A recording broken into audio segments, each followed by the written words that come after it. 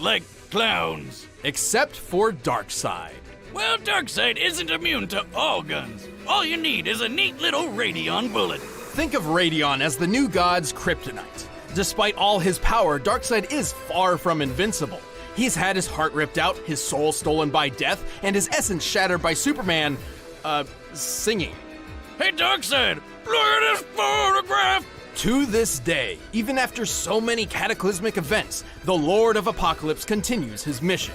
Every living being in the multiverse will bend to the will of Darkseid. It seems I have you to thank for my resurrection. Though your world will suffer slowly, I grant you a quick death.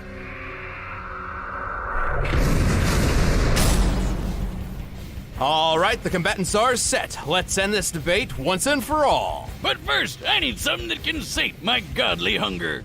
We're in the holiday season, so nobody wants to worry about preparing meals. Thankfully, cooking delicious, wholesome meals can be an easy feat with Blue Apron. Starting in January, Blue Apron chefs are working with health and wellness experts at WW, Weight Watchers Reimagined, to make a variety of fantastic recipes perfect for a healthy lifestyle. The new Freestyle Plan features 6 weekly recipes, and you can choose up to 3 per week, get pre-portioned ingredients, and create wonderful meals for as low as 4 smart points each. So enjoy your holidays without worrying about grocery shopping or planning. Let Blue Apron take care of that.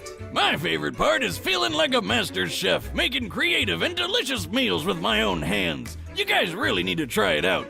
It's pretty nice coming home knowing I'll have a delicious meal I can whip up with ease. So check out this week's menu and get your first 3 meals free at blueapron.com/battle. That's blueapron.com/battle to get your first 3 meals free. Blue Apron, a better way to cook. But right now, it's time for a death battle! It can fly, it can teleport, it'll send you through time and space, and it's perfect for gaming. You follow me? Sure you do. You're a forward-thinking guy. At last, there it is. Hey, Thanos! Buddy! How are you doing? Rocking that chin, as always. Get off my throne and kneel. Face death at the hand of your new emperor. You know not the infinite wealth of destruction I command.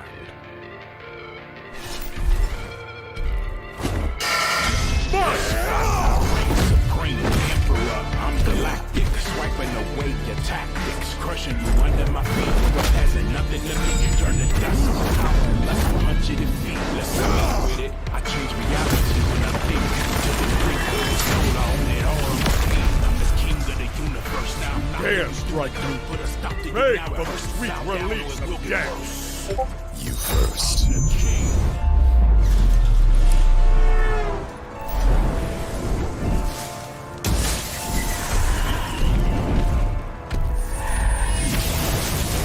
Battle for the universe, let's get striking. Feel the power and the force of the mightiest fighting. Energy blast, hit fast. Moves like lightning. Looking with a new god on the hands of a titan. I'm the king. I'm the king. Yeah, hard and pride crash like when stars collide. Feel it all inside. I'm ready for your soul demise. I'm the king. I'm the king. I'm the king. I'm the king. Let's get it on. I'm here. Don't give me love, just fear. Since I made my commit, got the universe in my will. My power's making you deal. You ain't ready to roll. I got Death's phone number and I'm making a call. I'll walk through portals, step on the borders of time and space. You're never stopping this. King of apocalypse, turn planets into slaves. Better give me respect. I bring sparks to death battles. Nigga, mega effect. Settle your debt. I survive to get to the throne. I never regret. Heads roll when I step in. Give me your neck.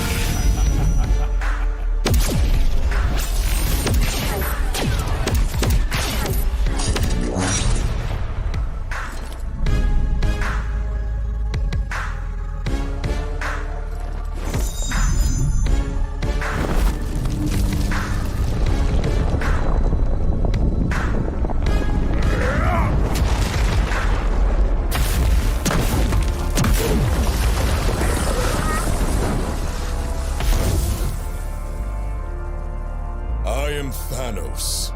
Thanos is supreme. Thanos is God.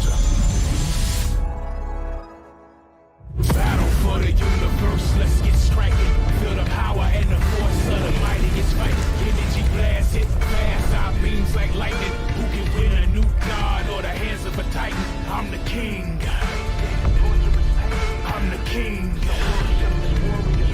Yeah, hard and pride crash like when stars collide. Feel it all inside, ready for your soul's demise. I'm the king.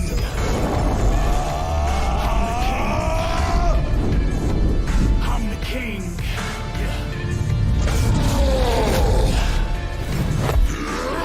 Inside, I'm full of pride. I'm about to rise. Make you vanish like a planet. Just go ahead and die.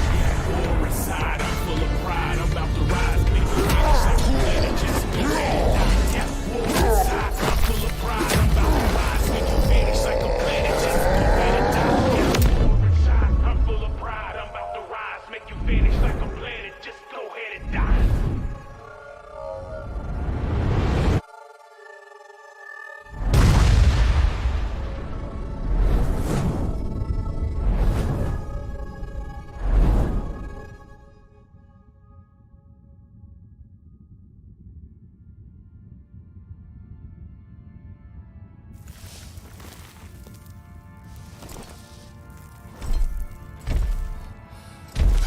These games bore me, but this will bring a smile to my face.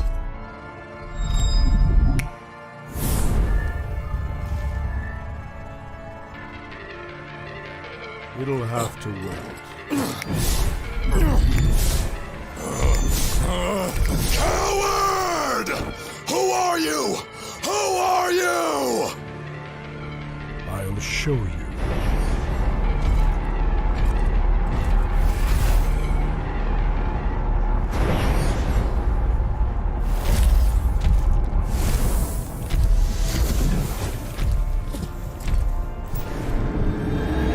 This is who I am.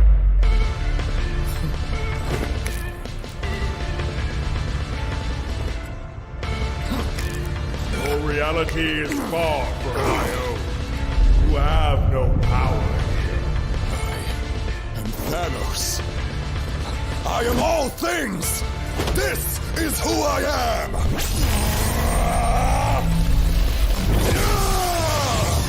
Pitiful.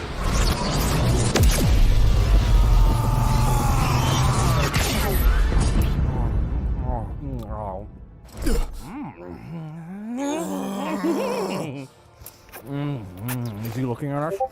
Oh my god, it's Deadpool with a gun!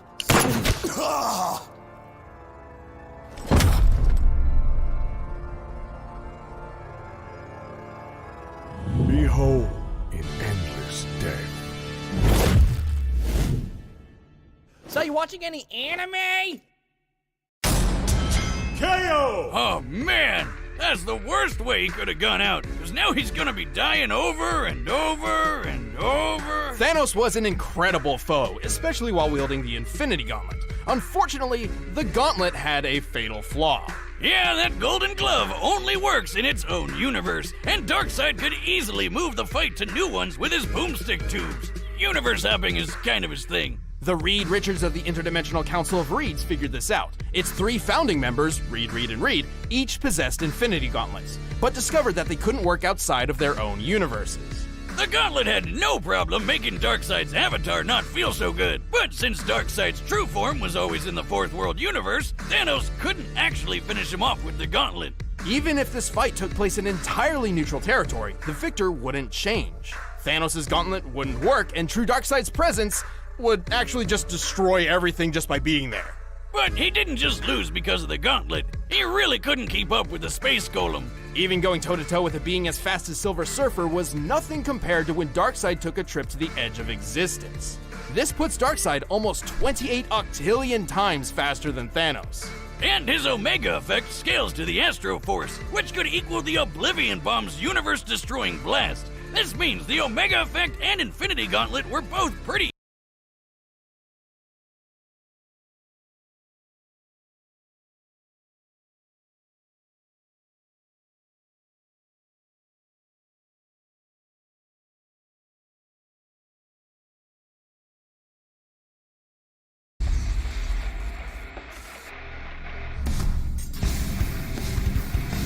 Among the soldiers of history, the samurai is one of the most prestigious and dangerous. So let's pit two of the best of them in a fight to the death. Samurai Jack, the warrior prince lost in time. And Afro Samurai, who's one cold-blooded mother effer. He's Wiz and I'm Boomstick. And it's our job to analyze their weapons, armor, and skills to find out who would win a death battle. Long ago, in a distant land, Aku, the shape-shifting master of darkness, unleashed an unspeakable evil.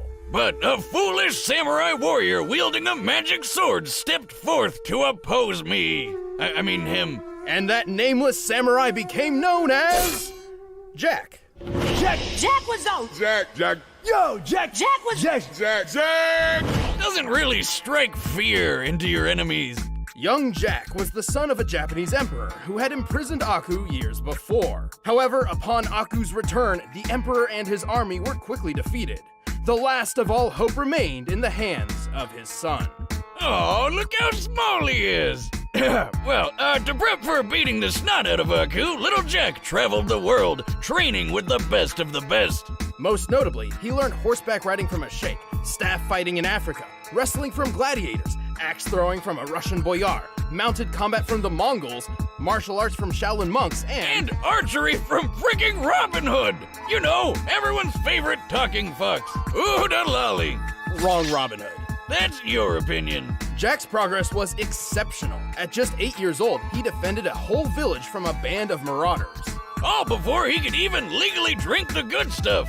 17 years later, he was ready for the final boss. He just needed one more thing. His pajamas. No, his katana. Katana, pajama, tomato, Alfredo. It's all the same. But before Jack could put his training to good use, Aku pulled a bitch move and zapped him hundreds of years into the future. What a waste. Just like when you spend 4 sleepless years struggling through college and then find out too late that nobody cares about your English major. I thought you graduated from the School of Evil Science or something. Well, you still have to pick a major. Should have chose a more practical one, Wiz, like mine. Anyway, even though he was trapped in the future, Jack stuck to his mission to get back to the past and take down Aku. And he had the right weapon for the job. See, Aku cannot be harmed by conventional means. Thus, a special blade was forged by gods from Norse, Egyptian, and Hindu pantheons. This mystic sword is nearly unbreakable and absolutely incorruptible. And boy, is Jack's katana an extremely effective weapon. It can absorb and redirect energy, including fire, vaporize beings of evil, and slice through nearly any substance, even adamantium. The Wolverine super metal? Why is that there? Probably just coincidental naming, but it is shown to be stronger than steel. Of course it is. So the sword's pretty awesome, but so is Jack. He's strong enough to push over this giant pillar, tough enough to survive a fall from orbit, and fast enough to defeat 6 bounty hunters in the time it took for 1 drop of water to hit the ground. By timing the drop, all this had to have taken place in about 1/3 of a second. He's like a ninja samurai. Ninja Mirai. Actually, he is trained in ninjutsu, which probably helped when he was forced to dodge beams of sunlight. For this one in particular, it's clear Jack began dodging after the beam was fired. By examining both Jack and the beam's movement frame by frame, we've concluded his highest reaction speeds must be nearly 70% the speed of light. Damn, that's fast. What can he do? Next thing you'll tell me he has the power to fly or something. Well, Jack can't fly, but he did learn how to jump good. Yes, that. By strapping a giant boulder on his back, which compared to his height we can determine to weigh 39 tons, Jack learned how to leap high enough to clear these trees. Crouching tiger, hidden samurai! These trees are pretty big, and this jungle has a bunch of these ugly baboons running around. And if I were a betting man, which I am, I'd say that this is the African rainforest, where the average tree is about 130 feet tall. Tips on Jack from my basketball team. Guy's got hops. We haven't even mentioned the time he survived several exploding missiles with his friend, the Scotsman. Why does he look so familiar? Well, I like him. With so much talent, it was only a matter of time until Jack found his way home and defeated Aku once and for all. But it took a lot longer than it probably should have. 50 years, in fact. Yeah, good thing time travel makes you stop aging for some reason. But Jack's a good-hearted soul, like a Boy Scout who hasn't discovered Twitter yet. He can be pretty gullible when it comes to more devious opponents. Also, he continues to prolong his lonely journey over and over just because he frequently puts the needs of others before his own. Still, the forces of evil should watch out for Samurai Jack.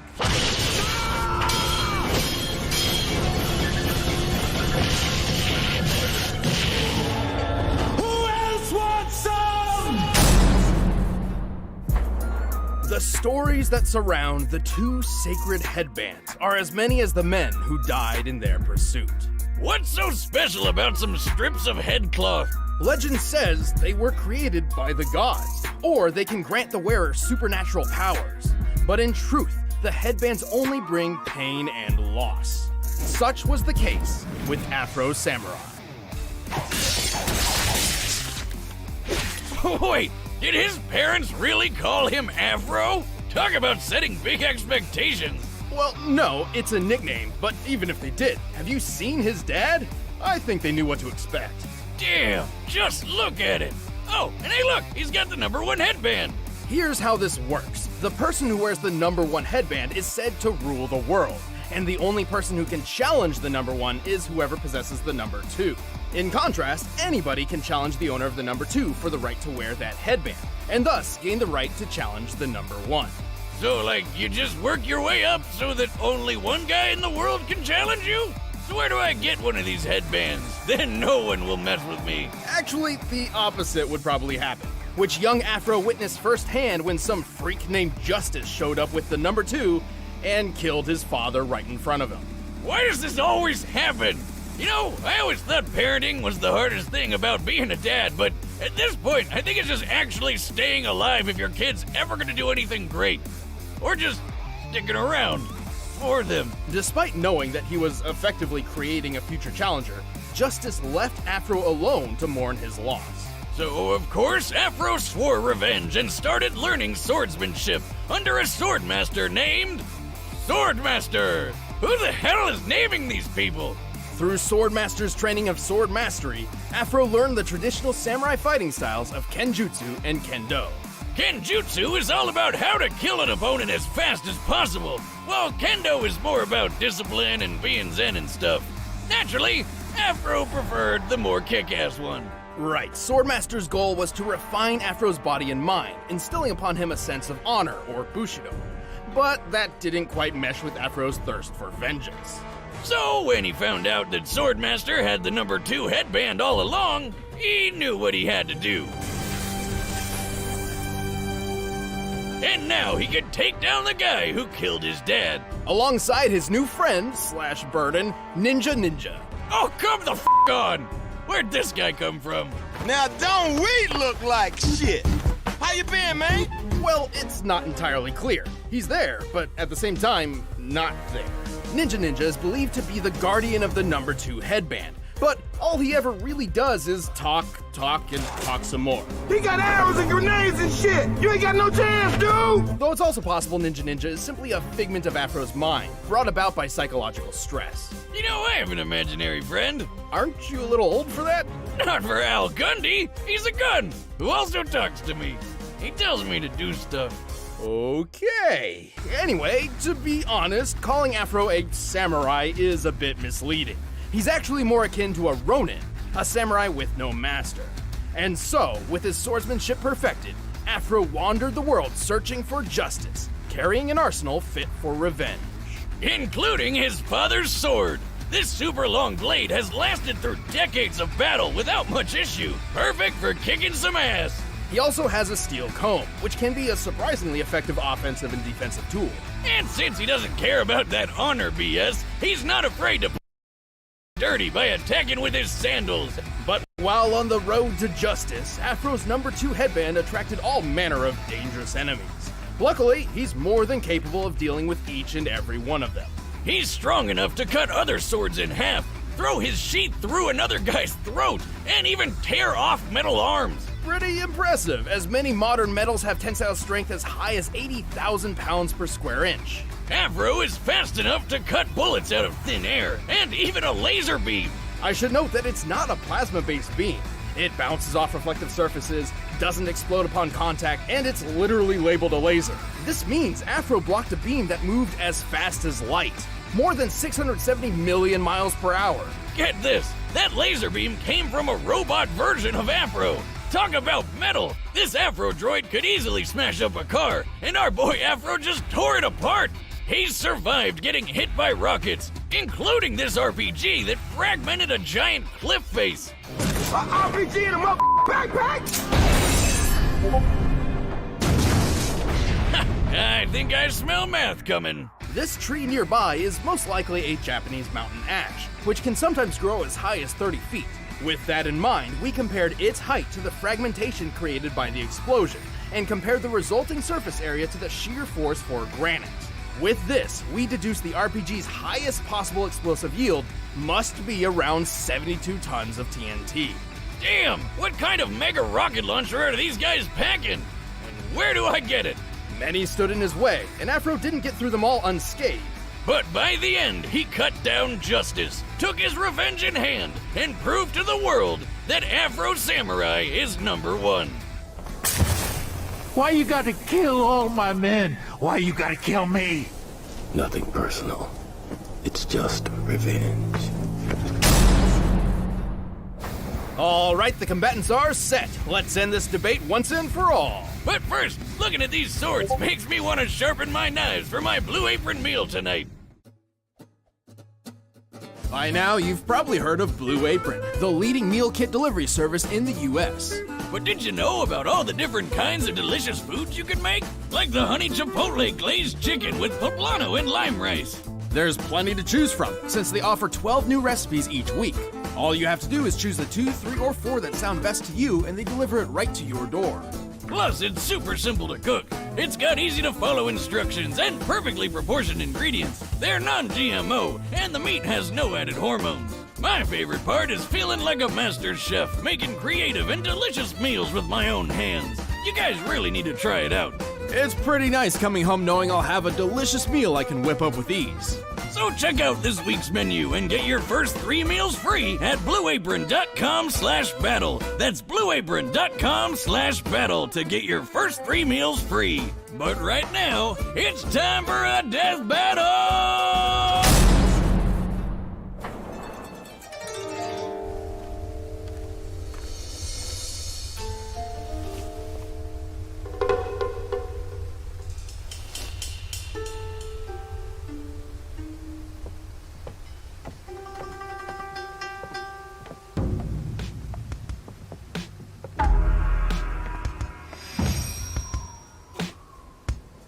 Your sword smells of blood. So does yours.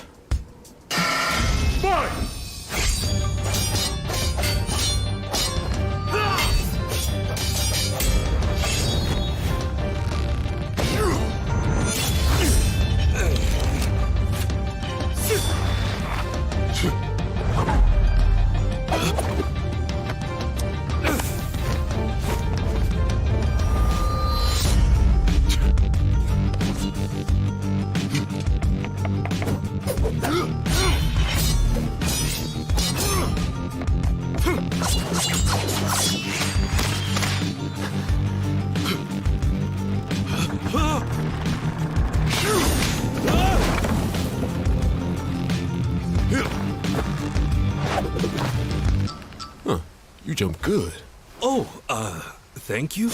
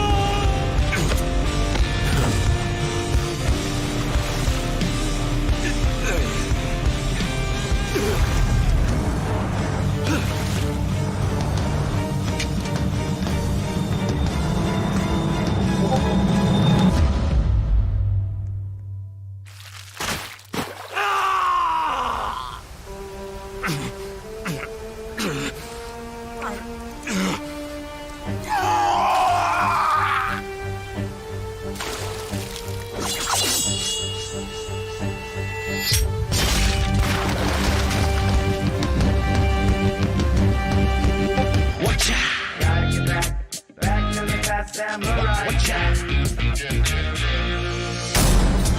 KO! So, like, is he gonna get his arm back, or?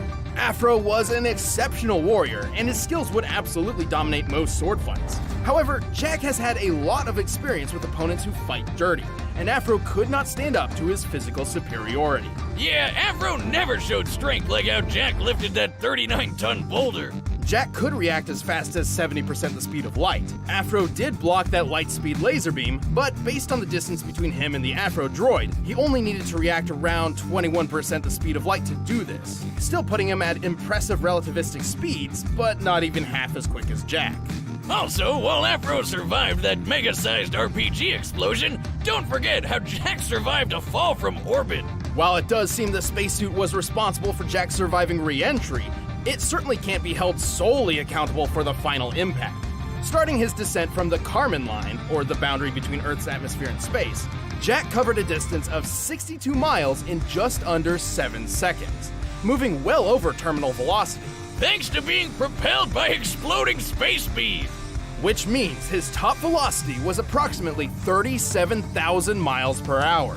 Adding the spacesuit's weight to his own, this means his impact force must have equaled about 19 megatons of force. Way more than anything Afro survived. And then he just got up and walked away. Badass. In the end, Jack was just too fast, too strong, too tough, and too well trained for Afro to handle. The winner is Samurai Jack.